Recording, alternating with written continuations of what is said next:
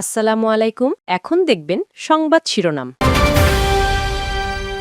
আগামীকালের জনসভায় অংশ নিতে চট্টগ্রাম পৌঁছেছেন তারেক রহমান। ঢাকায় ফেসবুক ইউটিউবের অফিস আনার প্রত্যাশা। ভোট চেয়ে উত্তরাঞ্চলের জেলায় জেলায় জামায়াতে আমিরের সমাবেশ পথসভা। বললেন, বেকার ভাতা কিংবা কার্ড নয়, তরুণদের কর্মক্ষম করাই লক্ষ্য।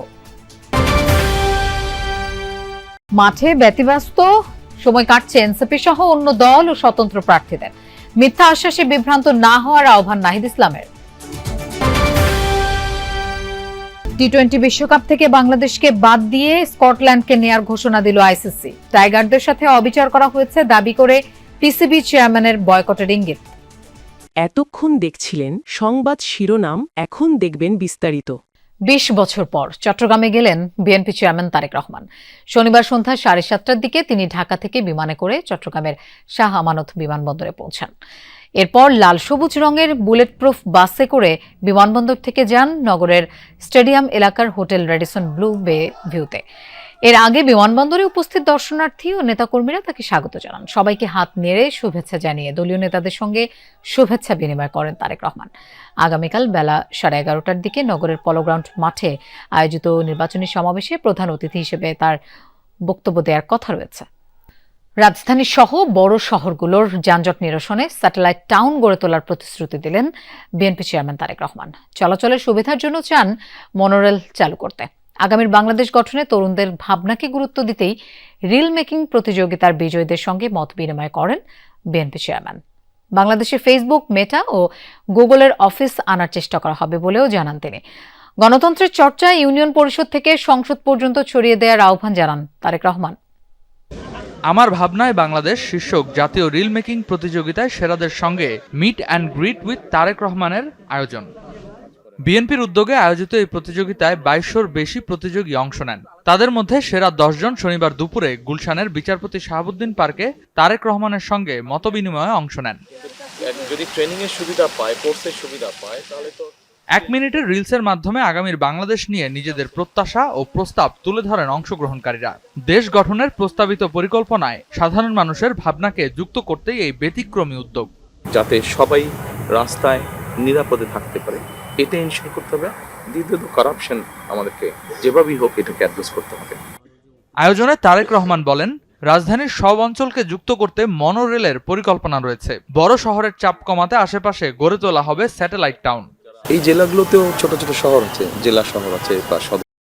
প্রতিবেশী রাষ্ট্র আধিপত্যবাদ কায়েমের চেষ্টা করলে বরদাস্ত করা হবে না বলে হুঁশিয়ারি দিয়েছেন জামায়াতে ইসলামের আমির ডাক্তার শফিকুর রহমান। তিনি বলেন, কারো রক্তচক্ষুকে ভয় পায় না জামায়াত। তিনি আরো বলেন, ভাতা নয়, যুব সমাজকে কর্মক্ষম করে বেকারত্বের অভিশাপ থেকে মুক্ত করা হবে।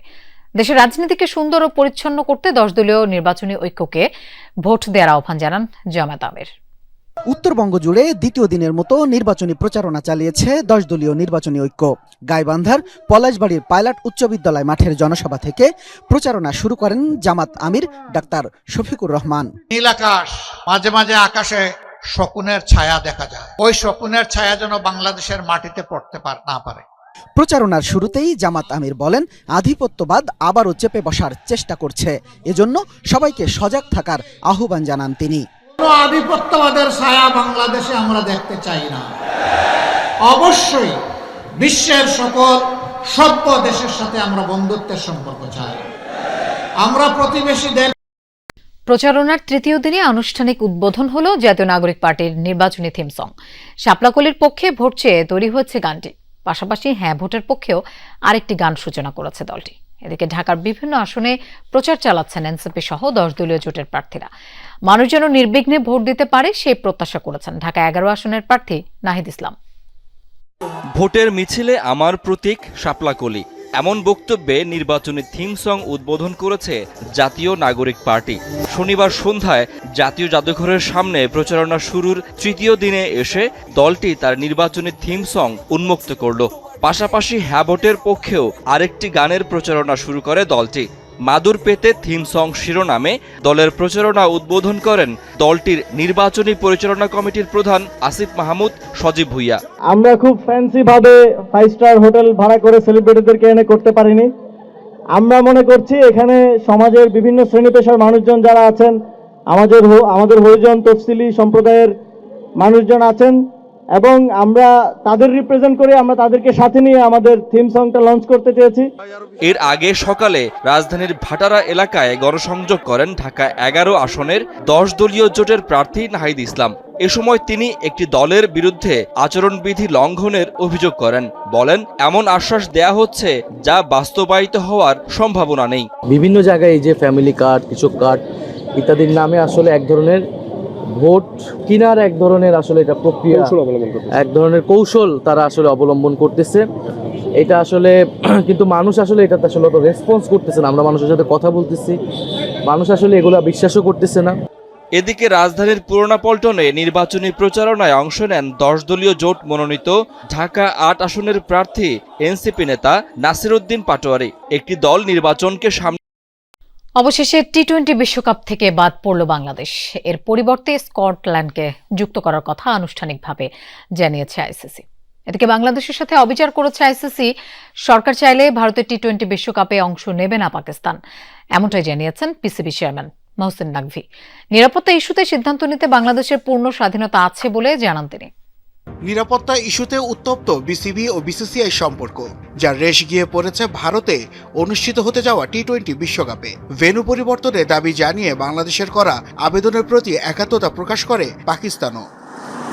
আইসিসির বোর্ড সভায় ভোটাভুটিতে হেরে যাওয়ার পর সিদ্ধান্ত জানানোর ডেডলাইন ছিল গেল বৃহস্পতিবার। ভারতে দল না পাঠানোর অনড় অবস্থানের ঘোষণার পর অবশ্য গেল 48 ঘন্টায় আনুষ্ঠানিকভাবে কিছুই জানায়নি আইসিসি। অবশেষে শনিবার সন্ধ্যায় আইসিসি মেইলের মাধ্যমে জানায় এবারের বিশ্বকাপে থাকছে না বাংলাদেশ, সি গ্রুপে যুক্ত করা হয়েছে স্কটল্যান্ডকে। এমন খবরের মাঝে রীতিমতো ঝড় তোলে পাকিস্তান ক্রিকেট বোর্ড চেয়ারম্যানের সংবাদ সম্মেলন। মহসিন নাকভি জানিয়ে দেন, লাল সবুজদের দেশটার সাথে হয়েছে অবিচার। সরকার চাইলে বিশ্বকাপে অংশ নেবে না পাকিস্তান। বাংলাদেশের সাথে অবিচার করা হয়েছে। আইসিসির সভায় আমি বলেছি, আপনারা ডবল স্ট্যান্ডার্ড করতে পারেন না। টি-20 বিশ্বকাপে অংশগ্রহণের বিষয়ে সরকার চাইলে অংশ নেবে না পাকিস্তান। আমরা প্রধানমন্ত্রীর ফিরে আসার অপেক্ষায় আছি। উনি আসলেই তারপর আমরা সিদ্ধান্ত নেব। আমাদের সরকার যদি বলে যে আমরা ভারতে যাব না, তাহলে আমরা যাব না। কোনো একক দেশকে আমাদের উপর নির্দেশ চাপিয়ে দেওয়ার অনুমতি দেয়া হবে না। পিসিবি আইসিসির নয়, পাকিস্তান সরকারের সিদ্ধান্ত মানতে বাধ্য। प्राइम मिनिस्टर साहब इस टाइम पाकिस्तान में नहीं है। जब वो वापस आएंगे तो उसके ऊपर बाद ही हम आपको फाइनल डिसीजन देंगे। বাংলাদেশের পক্ষে নিজেদের অবস্থান একই আছে বলে দাবি করেন মহসিন নাকভি। এ কারণেই আমরা এই অবস্থান নিয়েছি যে বাংলাদেশের সঙ্গে অন্যায় করা হচ্ছে এবং যে কোনো পরিস্থিতিতেই তাদের বিশ্বকাপ